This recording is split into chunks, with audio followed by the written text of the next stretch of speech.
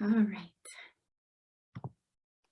All right, thank you everyone for joining our webinar this evening. We're just going to get started with a few things to begin and go from there. So my name is Emily DeGost, and I am an NLSW Planning Committee member. And I lead with courage by getting out of my comfort zone and accepting challenges that strike fear in me. We begin this seminar by acknowledging the land on which we live and work is the traditional territory of the Haudenosaunee and Anishinaabe peoples, many of whom continue to live and work here today. The territory is covered by the Upper Canada Treaties and is within the land protected by the One Dish with One Spoon, One Plume agreement. Today, this gathering place is home to many First Nations, Métis, and Inuit peoples, and acknowledging that reminds us of our great standard of living and is directly related to resources and friendships of Indigenous people. The YWCA region is a local organization that stands for gender equity and gives a voice to those who are marginalized in our community. The YW offers emergency shelter and 3 stages of transitional housing to homeless women, men, families to help its clients step by step break out of the cycle of homelessness and poverty for good. Now more than ever, this work is critical for the wellness of our community. Learn more about the YW and how you can support this work at the ywca-niagararegion.ca. I just want to take this opportunity to remind everyone that our Niagara Leadership Summit for Women virtual event is designed to facilitate a safe and open space for all participants. By participating in this session, you are agreeing to follow our community guidelines. You can find these guidelines on the left-hand side menu under the Important Documents tab. We are all responsible for making an inclusive environment, and we appreciate your support in doing so.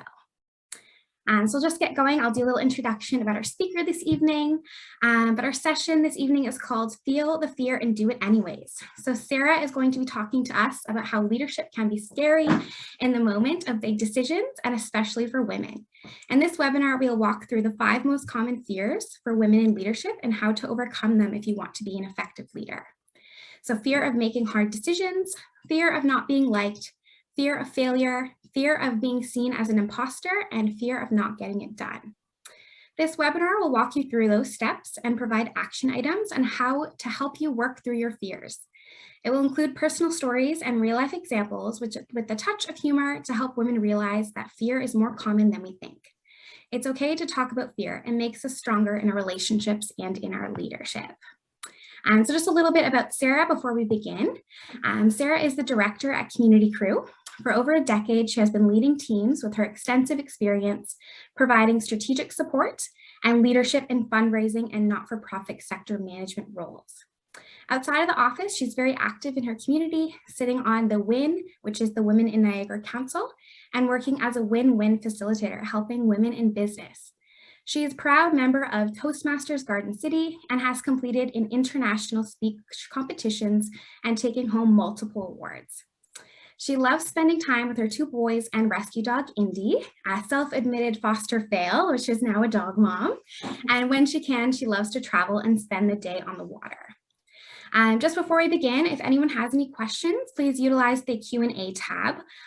Also, feel free to use the chat, and you can also send them to me privately by clicking my profile under the details tab and writing me a message. But don't forget to share your experience and learning on social media today and tagging us as well. So let's begin with Sarah. I'll hand it off to you. Thanks, Emily. So I opened my email and immediately I could feel the color draining from my face. My neck and my body were hot with embarrassment, and my stomach was churning as a wave of nausea fell over me. Immediately, I thought to myself, oh my goodness, every single name on this email was a top executive for the very large charity that I worked for. The email detailed how I was unfit to be a leader, how I wasn't very good at making decisions, and how I wasn't good with people. Basically, everything I thought about myself through my imposter syndrome was on email for everyone to read. So good evening, ladies and gentlemen. My name is Sarah, and welcome to Feel the Fear and Do It anyways. Tonight, we are going to unpack the top 5 fears for women in leadership. Now, these are in no particular order, but these are ones that I struggle with just as much as you guys. So I want you to recognize the impact of the first story that I told you. And in order to understand it, you really need to know the background. See, before that email, my boss had given us a notice that she was going on an indefinite sick leave. And from there, what had happened was our VP had stepped in and said, Sarah, we think you have the leadership capability to lead this team. It's for 1 year. And if it's really terrible, if you really despise the role, you can actually just step back into your old role. I immediately told her no. I wasn't interested in leading my colleagues, nor was I interested in actually leading our office. You see, our office was one of the worst performing offices in Ontario. We were number 29 out of 30 to be exact, and it was a huge hill to climb. But her words kept echoing in my ears. We think you have leadership capabilities. We know that you can lead this team. And I want to take a moment to impress upon you, there are going to be many times in your life when you actually have people who are surrounding you, speaking life into you, who are saying to you, hey, we know you have the capacity and the capability to do this. So we know that we are surrounded by these great people. So before we get started, what I want you to do is I want you to take out your phone, take out your laptop, take out a pen and paper, whatever it is you use to take notes. As I mentioned, it's in no particular order. So you can, use whatever you see fit here, or if it doesn't pertain to you and you find you don't struggle with it, you can just put it aside. But this is an order of how I struggle with these fears. And the number one fear that I struggle with is the fear of making hard decisions. You know that time when you come to a crossroads and you have a decision to make about work or life or a relationship, and you have so many what ifs rolling through your brain. Like, what if people make fun of me? Or what if I mess that up?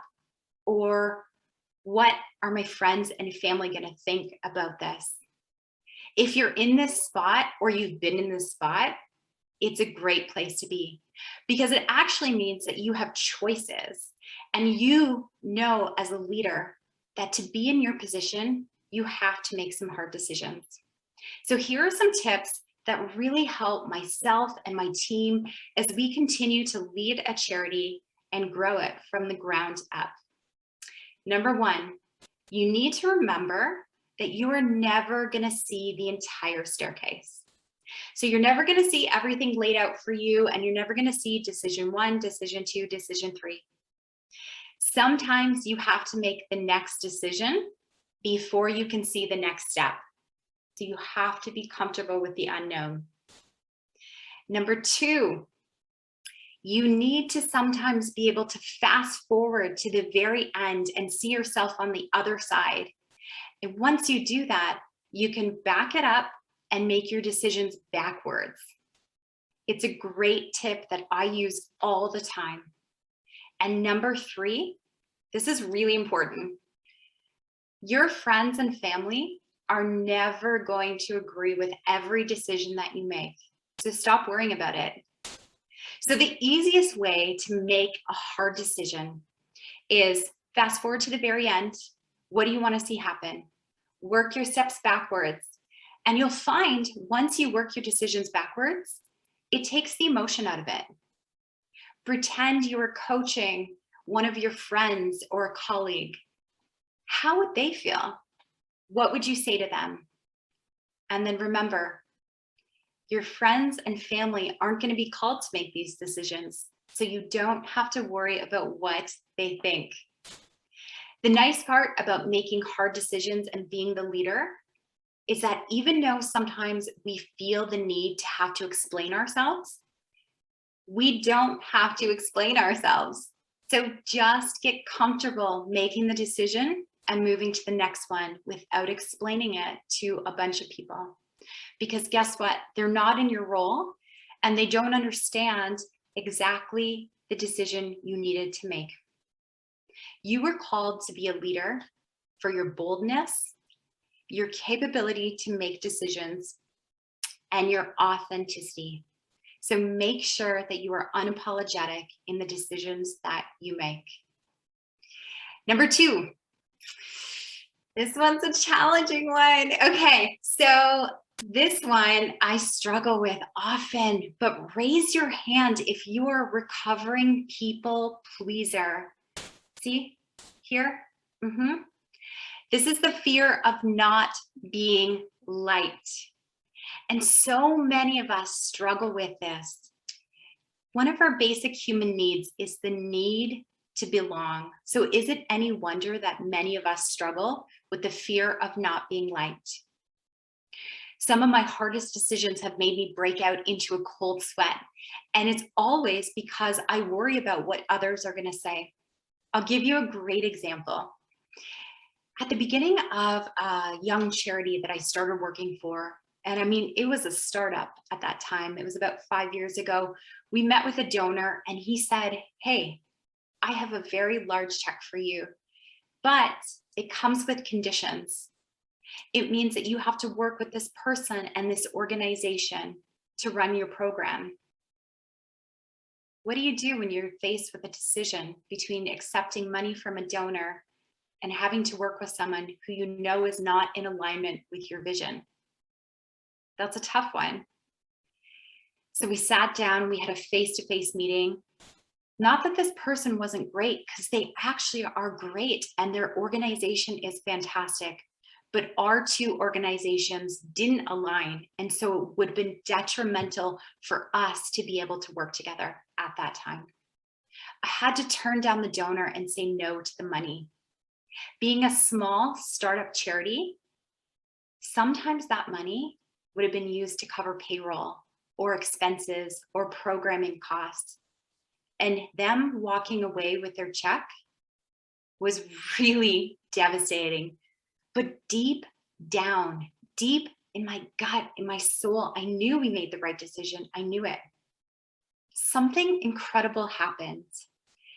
After we made this decision, I went home and I felt really at peace with it. But the very next week, all of that money came in unforecasted revenue. It came in different donations that we weren't anticipating. We were able to cover payroll and expenses and deliver the programming. We were always taken care of. What I want to impress upon you is that you need to release yourself from the prison of people pleasing. You were called to make decisions. You were not called to please everyone around you.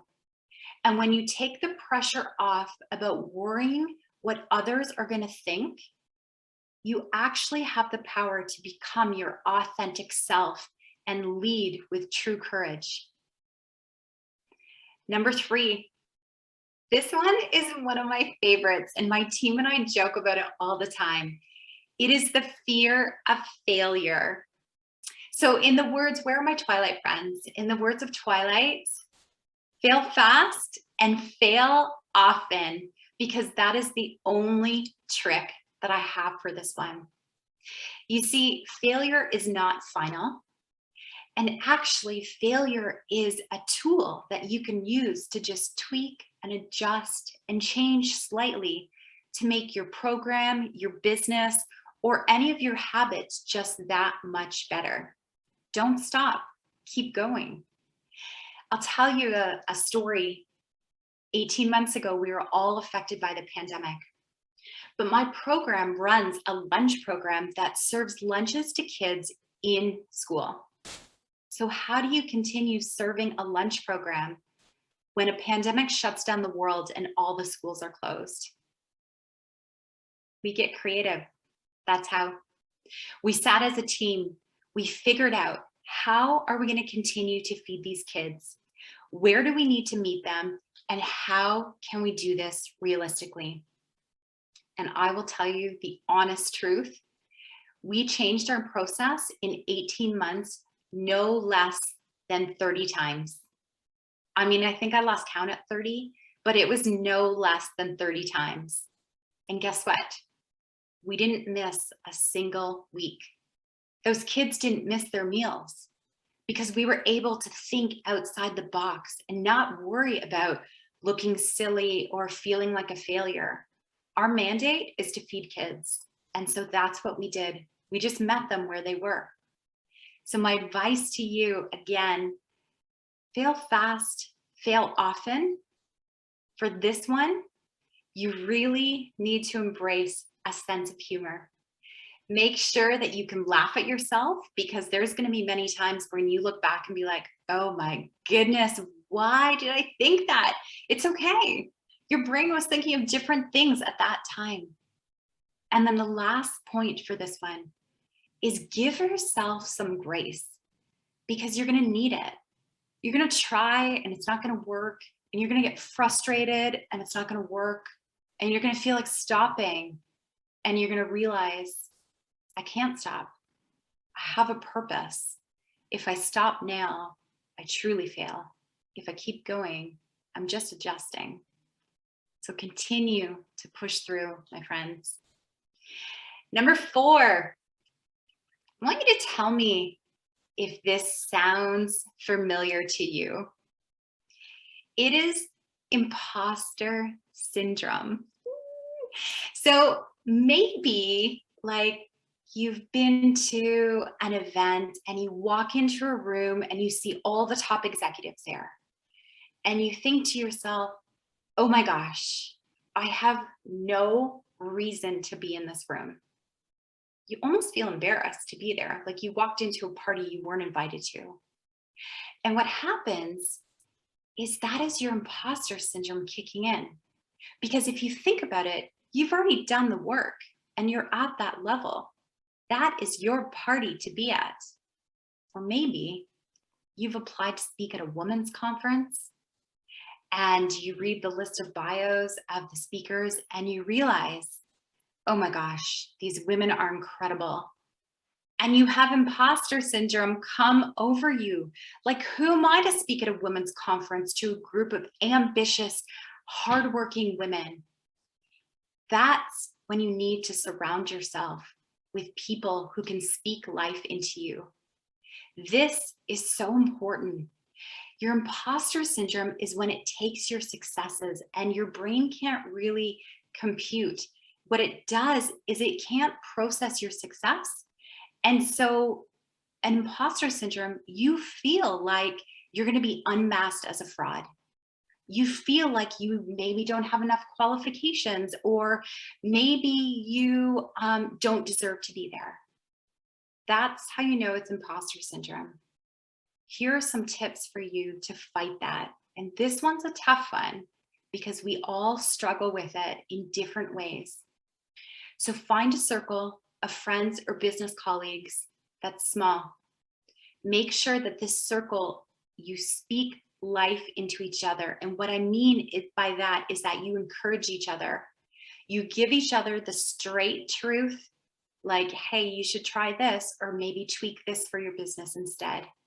You can be honest and authentic with each other.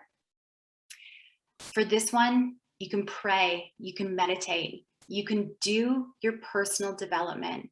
And if you really still truly feel unqualified, go take some courses. It's as simple as that. 3 years ago, I walked into a Toastmasters meeting. It was October 2018. And every time I stood up, my whole face went red with embarrassment. I couldn't speak off the cuff for more than 30 seconds without feeling like I was going to die. It was awful, but I know that I needed to work on public speaking. And 3 short years later, I'm here with you guys. It's really easy to get up and speak and share now because I've learned the skills to be able to do that. I was open to feedback. I surrounded myself with a group of people who were invested in my personal development and their own. You need to find circles like that. It is a make or break, especially when you're leading with courage. And the last fear, which I know it's a fear, but I feel like it's a little bit outdated, but we still talk about it, is the fear of trying to balance work and family life. Now, we as women know that sometimes this feels like an impossible task, but I'm here to encourage you that work and family life balance just don't exist. And what I mean by that is that they don't exist in equal hours. So you don't spend 8 hours at work and then spend 8 hours with your family. It doesn't work that way. It's all about the quality of time. You see, the story is sometimes it's hard to tell because when my boys were little, they're 15 and 12 now, but when they were little, I wanted to go back to work. I really loved what I was doing at work, but I didn't always love being a stay-at-home mom. I found it was hard for me. It really challenged my patience and my goals. Like I just felt like I was struggling so much where I could go to the office and just feel like I could produce and perform all the time. So I went back to work early. And what I found was instead of the guilt that I had for going back to work early, when I came home from the office, I loved that time with the kids. I loved it even more than going to the office. I appreciated it more. And even though it was a couple hours and I wasn't there all day with them, I knew they were at daycare with some of their best friends. I knew that they had great people surrounding them, teaching them other things too. Your kids deserve for you to be happy. And your kids deserve for a mom or parent that's just filled with passion for what they do. And they want to see someone who works hard and is a good role model. They're not monitoring mom's at work for 8 hours and she only spent 7.5 hours with us. I promise you that. They're not. But they do want someone who comes home happy and fulfilled and who wants to spend time with them. So make sure that you're not thinking it's 8 hours here and 8 hours with family.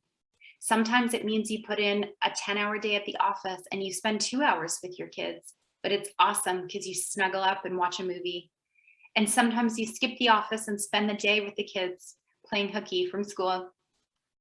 Just make sure you figure out a system that works for you and your family. Never judge another mom or another businesswoman's work-family life balance, and vice versa. Make sure that you're encouraging each other as you continue to build business and as you continue to lead. So I was telling Emily before you got on that I couldn't write a speech about fear and then actually change it all up at the last minute. So an hour ago, I scrapped the ending of this speech and I wrote a whole new ending for it. So I just want to share that with you guys because I think it's more impactful than the first one. My friends, as we come to a close this evening, I want to speak these words of life into you. I want you to be brave enough to make the decisions even when you feel alone. Be brave enough to have the courage not to be liked. You were created to fulfill your purpose, not to ensure that everyone is your friend. Be fearless enough to lead through change, even when it's hard, and use your instinct and vision to guide you. Be fearless enough to know that you deserve to be in every room that you have worked for. You deserve your position, so step into your power. And be bold enough to find a work and family life balance that works for you. Oh, and I forgot to tell you, that email from the very beginning, it was written by a handful of angry volunteers and a colleague who thought I wasn't fit for the role. After I cried myself to sleep that night, I came in the next day and I thought, I don't want to be a leader if I only have the good. I want the good and the bad experiences.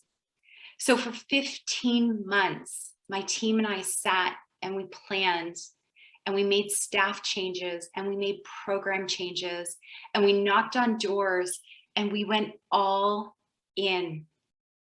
And in 15 months, we found ourselves $250,000 over our revenue goal, $250,000 over a revenue goal, and the #1 office in Ontario.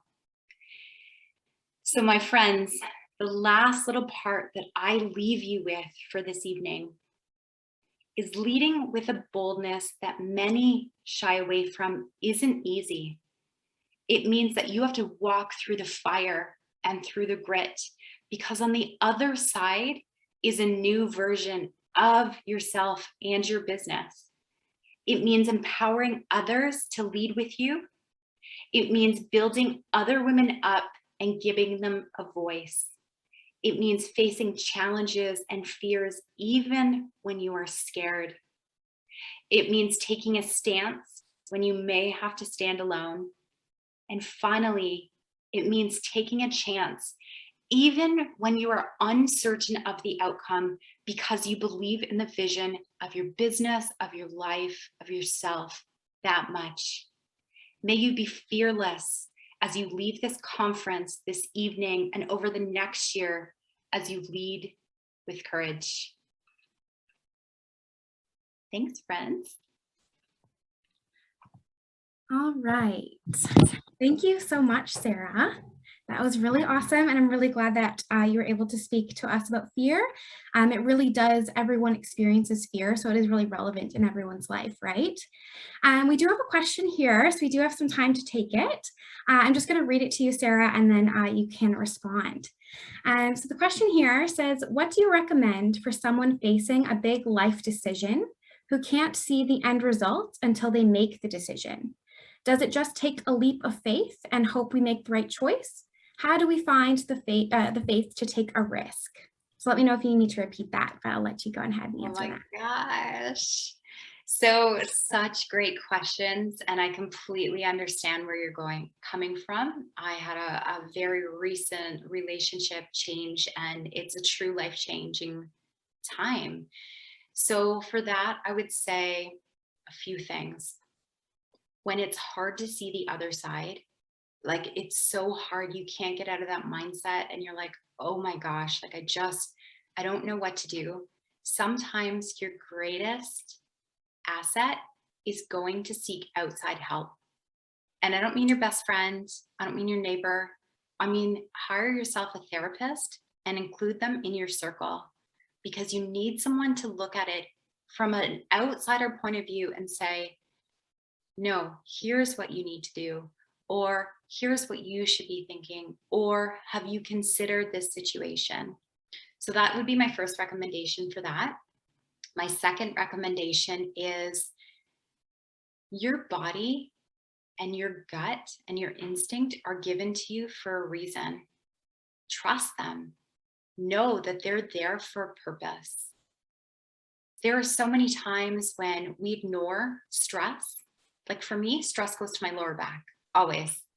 Whenever I'm stressed out, my back hurts. I'm like, oh, my back. But when I take away the stress, my back doesn't hurt. I can do tons of lunges, or I can do tons of working out, and it's not there anymore. So we all carry stress in a different way. So listen to your body, listen to your instinct. For these type of decisions, I use meditation a lot to get really clear, to clear your mind. Just sit in silence. You'll know what's right. The other thing is I'm a huge list person. So you can make lists and you can just put like good or bad, or, even make a list of, hey, I want to see all of this in 5 years. What do I need to do to get there? It takes you out of your mindset right now and it puts you 5 years ahead. You're a completely different person in 5 years. It's brand new. So when you think like that, it helps get you out of that I don't know what to do phase. So I hope that answers your question, and good luck with your decision. Thanks, Sarah. And yeah, the list thing, me too. I'm a very list-oriented person as well. I have actually a question of my own, if that's Mm, okay. of course. As a female leader, what has been the most significant barrier in your career? Mm. So it's such a great question. But for myself, I think it's really the need to stand up for yourself. And so many times, I was talking to an HR friend of mine, and so many times, you know, I say yes before I really think it through. Sure, I'll do that because I want to seem like I'm a team player, or I want to seem like I know what I'm doing, or I can take it all on and run a family and do all these things. When in actuality, I should just say, awesome, let me think about that and I'll give you my answer in 2 days, a week, whatever it is. But I also feel like you need to use your voice to get what you want. So if we're talking a job and you want a certain salary, my HR friend shared with a group of us that many women don't negotiate their salary.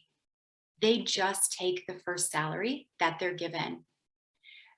In actuality, that HR friend said, I always have wiggle room in my budget to negotiate anywhere from an extra five to $10,000 with that person.